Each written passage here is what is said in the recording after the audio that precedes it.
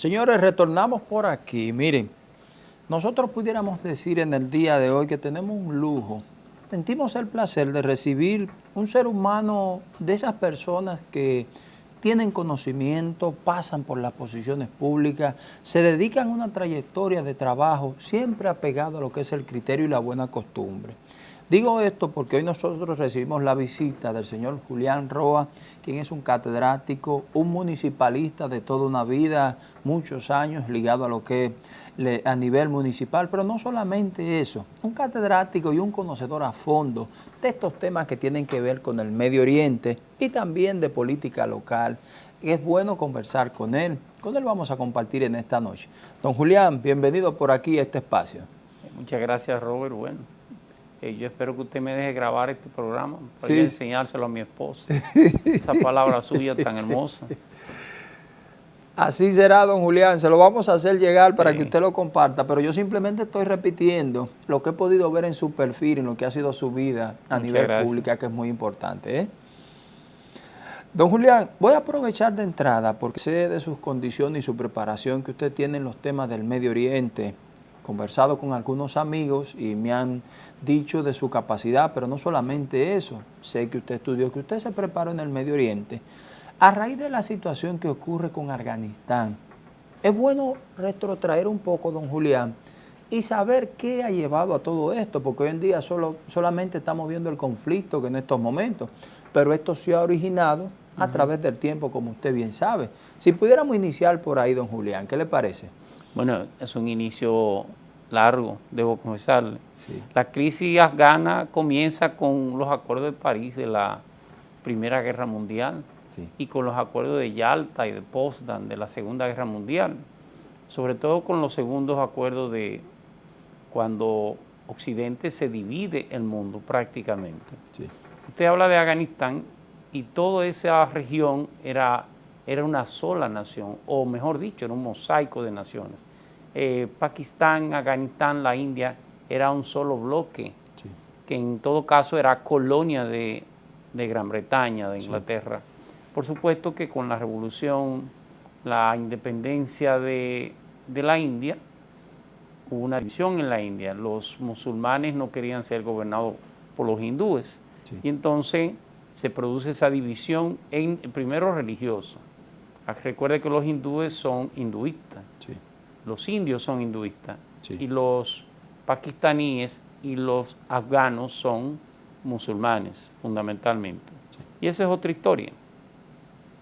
Cuando se divide la India, por supuesto, se crean dos Pakistán, el Pakistán del oeste y el Pakistán del este, unos muy lejos del otro, que da lugar al nacimiento de la República del Bangladesh, y el propio Pakistán termina dividiéndose o termina creándose la República Islámica de Afganistán, fundamentalmente. Quien ha hecho la división territorial de esos países ha sido Occidente. Pero esa división territorial no necesariamente se corresponde con la división social. Los afganos son pashtunes igual que los pakistaníes. Tiene una parte de tayikos, que es la parte norte de lo que es el Tayikistán, que es el sur del Cáucaso. Y por supuesto, como le hablaba de la Segunda Guerra Mundial, Rusia, la Federación Rusa de aquel entonces, sí, o ya la Unión Soviética, que se había creado en 1917, comenzó a ocupar terrenos circundantes. Y dentro de los terrenos circundantes estaba toda la zona del Cáucaso, sí, lo que nosotros llamamos los TAN, el Uzbekistán, el Kazajstán, el Kirguistán y por supuesto el Tayikistán. Okay. Los afganos, el sur del Cáucaso es el norte de Afganistán. Okay. Ahora bien, ¿qué tiene eso que ver con los momentos actuales y toda esta crisis que ha surgido? Bueno, que fundamentalmente después de Rusia no podía darse el lujo, como Estados Unidos y sobre todo Inglaterra, siempre han tenido una gran influencia sobre el Pakistán. Rusia no podía darse el lujo de que un territorio colindante, como en este caso era Afganistán, colindante, sí, con el Tayikistán, no estuviera dentro de su eje de influencia. Entonces surge en los años 70 esa ocupación o esa invasión, sí, de los rusos en Afganistán, para colocar un gobierno que fuera adeptos a ellos fundamentalmente. Por supuesto que esta guerra no pudo de ninguna manera, los soviéticos pudieron imponer un gobierno. Y entonces surge un grupo disidente que era un grupo que declaró la República Islámica del Afganistán, que buscaba afianzar toda su creencia y todo lo que tiene que ver con la Sharia o la Sharia, que es la costumbre islámica, la ley islámica de costumbre. Ahora bien, ¿qué pasa con eso? Que en ese momento todo el que no estuvo de acuerdo con los rusos terminó o muerto o terminó en el exilio. Una gran cantidad de jóvenes, de niños sobre todo, terminaron como ahora mismo sucede con los haitianos, terminaron en otro país. ¿En qué país? Terminaron en el Pakistán. ¿Y esos niños qué hacían? O esos jóvenes, deambular en las calles, pasar hambre, pasar frío, pasar todo. Y mire la cosa extraña de la vida, muchos de ellos fueron acogidos por las escuelas islámicas en Pakistán, que son las llamadas madrazas, o escuela del estudio del Islam, de la Sharia. Ahí se le enseña el Corán, se le enseña a orar, se le enseña los pilares del Islam y todas esas cosas. Y ese grupo, que terminó formándose en el Pakistán, luego termina combatiendo a los soviéticos en Afganistán. Eran los estudiosos de las madrazas y eran los talib. El talib lo que significa es estudiante. De los talib surge el talibán, que peleó contra la ocupación rusa. Estados Unidos, que no se quedaba al margen de toda esa discusión, coloca un cuarto bate, yo diría. Busca un líder que pudiera organizar al grupo de los afganos, busca un ingeniero saudí, por cierto, multimillonario. Don Julián, disculpe, ¿esta estrategia de Estados Unidos es para decir doblarle el pulso a Rusia o tratar de establecer fuerza en ambos lados, don Julián? Es una guerra fría. Sí. Siempre que hay una lucha en favor de uno, hay una contraposición del otro. Estados Unidos le incentiva y mueve dentro del conflicto a un ingeniero saudí de Arabia Saudita llamado Osama Bin Laden, de la familia más rica de Arabia Saudita, hay que decirlo, pero muy creyente del Islam. Significa que cuando Osama Bin Laden se va a Afganistán, se va lleno de fe en el Islam y va a luchar ¿contra quién? Contra los infieles soviéticos. La lucha de los afganos fue una lucha perdida frente a la Unión Soviética, hay que decirlo. Hasta que Estados Unidos decida darle armamento sofisticado.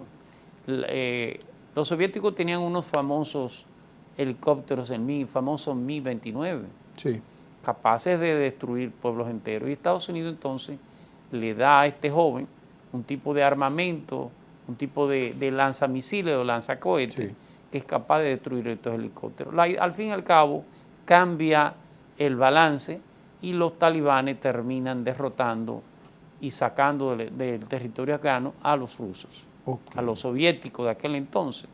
Pero este joven comienza a tener mayor influencia que nadie sobre Afganistán. Usted dirá, ¿cómo se explica que los afganos, siendo tan ayudados por los Estados Unidos, hayan cambiado de posición tan radicalmente? Sí, claro, bueno, eso llama la atención, don Julián. Tenía mucho que ver con las creencias de este joven y la Sharia, y todo el Corán y el Islam, todo lo que tenía que ver con el fortalecimiento de la creencia en el Islam. Para el Islam, sobre todo para la creencia sunita, la sunna es la costumbre, el hábito, cómo se reía, cómo hablaba, cómo oraba el profeta. Todo eso es la sunna. De la sunna surgen los sunitas, fundamentalmente, que tiene 1000 derivaciones también, pero ese no es el tema. En este caso, Osama Bin Laden y el imán Omar influencian y crean este grupo talibán, cambia un giro y comienza entonces a atentar contra blancos norteamericanos. Don Julián, deténgase un minuto ahí porque sé que el diálogo es bastante interesante. Permítame hacer una pequeña pausa y al retornar vamos a hablar de esos blancos norteamericanos que de un momento a otro empezó a visualizar Osama Bin Laden. ¿Qué le parece? ¿Cómo no? ¿Cómo no? Hacemos una breve pausa, retornamos en breve con todos ustedes.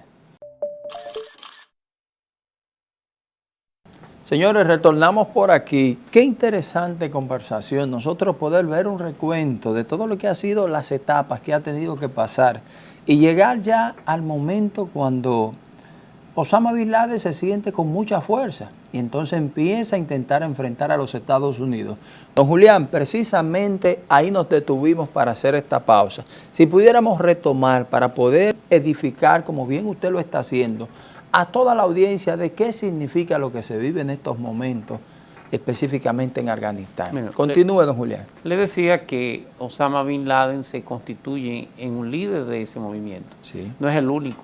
Okay. Tiene un mentor religioso que es el Mullah Omar y tiene un ideólogo y un estudioso médico, una especie del de Islam, médico, que en este caso es médico, sí, es egipcio, al-Zawahiri, que por cierto era el médico de Osama Bin Laden. Entonces de ahí comienza la idea de... discúlpeme, don Julián, ¿por qué médico de Osama Bin Laden? Él tenía que utilizar un médico permanentemente, Osama Bin Laden es asmático, era asmático. Sí, sí, era asmático. Y el médico, su médico de cabecera era el egipcio al-Zawahiri, sí, que por supuesto su calidad no estaba en ser médico, sino un gran estudioso del Islam y de la Sharia. Sí. Ahora bien, cuando se comienza a identificar a Estados Unidos como el lugar de los no creyentes, sí, entonces comienzan los ataques a Estados Unidos. La embajada de Kenia sí, fue un grupo creando un movimiento que se llamó La Base. Al-Qaeda, lo que significa es la base. sí. Se producen los atentados a la embajada de Kenia, luego a la embajada de Tanzania. Hay un barco de turistas, el famoso. Ese evento, sí, claro que sí. Estados Unidos no, aunque persiguió muchos de ellos, no le dio la importancia o la trascendencia que podían tener suceso, hasta que al final se decide crear todo un gran impacto en un programa que ellos llamaron Alá contra América. Alá contra América era buscar varios objetivos que impactaran, que golpearan duro en los Estados Unidos. Primero se pensó en aviones, se pensó en el World Trade Center, que ya había sido atacado anteriormente. Al final, y eso lo hace, ya no lo hace solamente Al-Qaeda desde Afganistán, sino que inclusive el financiamiento es saudí, es de Arabia Saudita. Parte del personal que trabajó de los terroristas eran de Yemen, de Egipto inclusive. Se creó todo un movimiento, que por cierto, mire la cosa, donde se planifica es en la ciudad de Hamburgo. Hay un arquitecto que prácticamente es el líder de ese programa para atacar a América. Se llama Meacta, arquitecto, urbanista. ¿Quién como planifica la idea en base a las estructuras? No solamente él, son varios. Está el Sheikh Mohammed, que era otro de ellos, el egipcio Zakaria Musawi. Hay varios, pero la cabeza central de eso es Osama Bin Laden. Y se deciden a hacer estos atentados que usted ya conoce. Los atentados al World Trade Center, 4 aviones en total, 3 de ellos salieron de Boston. Los famosos atentados del 11 de septiembre, que todos ustedes conocen ahora. Saber los orígenes, que es muy importante, don Julián. Casi 4.000 personas muertas. El mayor atentado en el territorio norteamericano. El mayor atentado jamás cometido en los Estados Unidos. Ni siquiera Gettysburg, la famosa guerra que puso fin, la batalla que puso fin a la guerra civil, llegó a 4.000 muertos. Y por supuesto la reacción de Estados Unidos, ¿cuál es? Golpear. En ese entonces el presidente era George Bush hijo, con poca experiencia en términos de política, ninguna experiencia militar, no participó en ninguna guerra. Inclusive en el tiempo de la guerra de Vietnam sirvió en la Guardia Civil, ni siquiera estuvo en Vietnam. Claro. Bueno, pero lo cierto es que Estados Unidos se decide golpear. Y algo que yo debo reconocer, que los otros días lo entendí, viendo uno de los documentales, a quién golpear. Ya se había identificado a Al-Qaeda, ya se había identificado a Bin Laden, se había identificado varios de los líderes de ese movimiento, pero a quién golpear. A un grupo terrorista. Al final Estados Unidos se decidió por golpear al mundo musulmán a través de los países que habían servido de apoyo a Osama Bin Laden. Fundamentalmente el mayor de ellos es Afganistán, pero también lo fue Sudán, hay que decirlo. donde, en el Magreb africano, donde Osama Bin Laden tenía bases inclusive y llegó a vivir mucho tiempo. Es cierto, se dice que Por eso vivió, se da la que vi- guerra se de dice Af- que vivió un largo tiempo allí. Así es. Sí. Por eso se da la guerra de Estados Unidos contra Afganistán. Más que contra Afganistán, contra los talibanes, Sí. que es una interpretación, hace una interpretación del Islam del modo más extremista. El hombre se le prohíbe quitarse la barba. Sí. La mujer tiene que usar el chador, Sí. la burka. No puede salir a la calle si no es acompañada de un varón, Sí. sea su hijo, sea su hermano, sea su esposo. La Sharia, a la interpretación del sunismo afgano, es sumamente radical, Sí. sumamente radical. Por lo tanto, esta guerra que duró 20 años aproximadamente, estamos hablando del 2001 Sí. hasta el 2021. Sí. ¿Qué significa eso? En la cual Estados Unidos, hay que decirlo, por la propia connotación del terreno y sobre todo por un tema que Occidente a veces no entiende. La gente pelea por la religión más que por el interés. Sí, sí. ¿Eh? Cierto, cierto. Estados Unidos duró 20 años utilizando cualquier tipo de armamento. Una de las guerras más costosas, la guerra afgana, Sí. igual que la de Irak. Al final tuvo que terminar negociando con los talibanes, que nunca se rindieron. Y aunque Estados Unidos que intentó sembrar una democracia en Afganistán, ¿cómo usted siembra una democracia en un mundo musulmán? No. ¿Cómo usted le dice al hijo que tiene 18 años que no obedezca al padre? O que vaya y vote sin pedirle permiso al padre. O cómo la mujer va a ir a la universidad. Sí. Es imposible establecer una democracia en un sistema como el afgano o como ese Islam radical. Sí, sí. Al Ojo. final, ¿cuál era la salida? Trazar una hoja de ruta, una salida de Afganistán, de la manera menos deshonrosa posible. Don Julián, quisiera detenerme ahí porque se nos va agotando el tiempo, pero quiero aprovechar al máximo su conocimiento. Esa salida de Estados Unidos, ¿entiende usted que era correcta en estos momentos? Esa es una. La otra pregunta es, ¿cuál será la situación de este pueblo? Ya ha despejado totalmente Estados Unidos de su presencia allí. Dígame ahí, don Julián. Mire, dos cosas. Primero, la salida era inminente. No se buscaba nada. Sí, sí. Ni siquiera se buscaban recursos, porque Afganistán no es un país con grandes recursos. Sí. Aunque está en la zona del Cáucaso, Sí. que es la zona energética, sobre todo de gas natural, no es en Afganistán donde están. Por lo Ok. tanto, salir de Afganistán, que tiene que haberle costado entre 20 y 30 mil soldados muertos de Estados Unidos, no tenía sentido seguir en Afganistán. Ok. Las negociaciones no comienzan con Joe Biden, que es quien hace la salida. Las negociaciones se comienzan con el presidente Trump. Y antes del presidente Trump, con el presidente Barack Obama. Sí, sí, sí, Lo que claro se ve que sí. trazado una ruta y un calendario de salida. Muy bien. El calendario y la ruta la firma Donald Trump, aunque después ha salido a decir cuántas barbaridades ha querido. Sí. No creo que dentro de la vergüenza que ha podido pasar Estados Unidos, esa es la menos vergonzosa. Ok. Seguir en Afganistán no tiene más mínimo sentido, sobre todo cuando ya ni siquiera para la propia Rusia no juega un papel estratégico. Muy bien. Lo podría jugar más para la China, que es frontera, pero no para Rusia.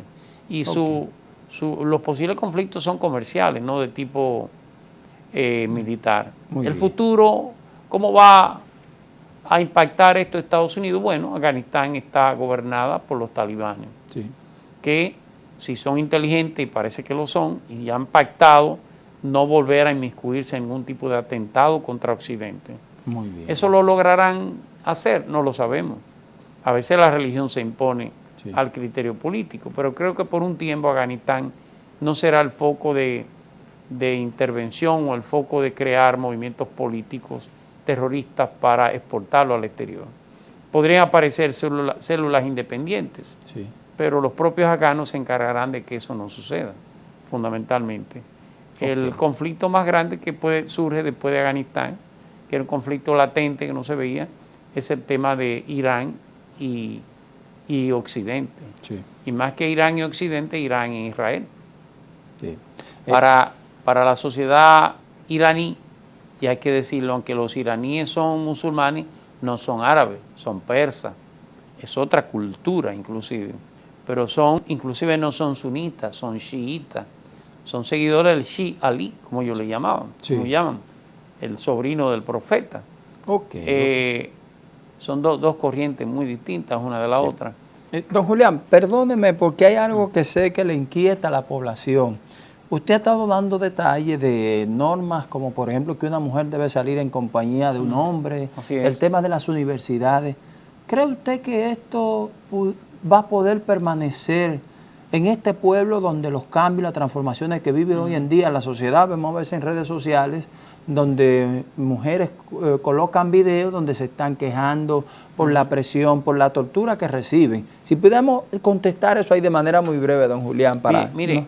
una de las primeras órdenes dadas por el talibán cuando llegó al poder en el año 2000 fue la eliminación de todos los canales de televisión, Sí, de todas las televisores y las antenas de las casas. En el Islam radical, en este Islam sunita, lo importante es rezar el Corán, el cual usted debe orar en uno de los pilares mínimo, 7 veces al día. sí, Tiene la limosna como uno de los pilares, pero tiene la yihad. Sí. La yihad es la guerra santa, no es una guerra en sí. La yihad es contra el alcohol, la yihad es contra cualquier cosa que usted entienda que lo hace impuro. sí. ¿De acuerdo?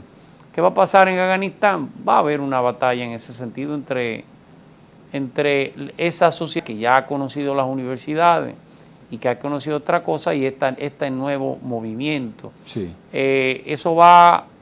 El resultado no lo sabemos. Va a haber una presión internacional, Sí. pero recuérdese que está tratando con personas que no necesariamente tienen la mecánica de pensamiento que nosotros tenemos. Yo no soy dado a decir tal cultura es inferior a otra, son Sí. distintas y punto. Y la visión del mundo es una visión que no necesariamente una se superpone a la otra. Por supuesto que la visión occidental que nosotros tenemos es muy diferente a ella, y mucho más avanzada en cierto modo. Ok. Don Julián, entonces, ¿entiende usted ya concluyendo su participación que la presión mediática a nivel, como bien usted explica, una cultura diferente a otra, puede hacer un cambio en el Islam o van a tener toda su sociedad, hombres y mujeres, acogerse a lo que ha sido su cultura milenaria de toda una vida, don Julián? Pero mire, el fenómeno es al revés. Cada día la religión que más crece, más adeptos tienes en el mundo. Que cada día hay más adeptos, Sí. que crece más el Islam. ¿Usted sabía? Oh. Europa cada día se convierte No, más al Islam. desconocía el dato, don Julián, Sí, mire sí, qué sí, interesante. Franceses, alemanes, americanos. Es un fenómeno extraño y hay una Sí. islamización de Europa. Sí. Bueno, Francia tuvo que prohibir el uso del chador en las aulas, de la burka. Oh. Para Sí. usted en algunas universidades examinar a una mujer, tenía que examinarla con su esposo al lado. ¿Tiene una idea de eso? Sí. O sea, Europa y de Alemania ni decirle. Porque ¿Ha Alemania tiene... crecido en Alemania, don Julián? ¿Cómo dice? En Alemania también está creciendo. En Alemania hay una gran influencia de la sociedad musulmana Sí. por Turquía. Alemania es la segunda ciudad donde hay más turcos en el mundo, Ok. hay que decirlo. Sí. Entonces, con esa sociedad se ha ido islamizando. El Islam es una amenaza para Europa. No quiero dejarle dicho, Sí. inclusive el Islam, el musulmán en Europa se comporta como si estuviera viviendo todavía en el siglo XIX. Muy bien. Eso es parte de una creencia. Va a haber una presión mediática internacional que va a buscar los derechos de la mujer, los derechos humanos fundamentalmente. Pero a veces es difícil penetrar en esa sociedad. Muy Yo no bien. le auguro el mejor de las esperanzas a la mujer en ese Afganistán Sí. islámico total. Excelente. Don Julián, se nos ha agotado el tiempo. Tenemos pendiente volver por aquí para hablar un Vale. poco de política Muy local. bien. ¿Qué le parece, don Julián? Encantado de la vida. Usted me Excelente. invitará. Así será. A usted las gracias. Nosotros hacemos una pequeña pausa. En breve retornamos con el contenido de este su espacio.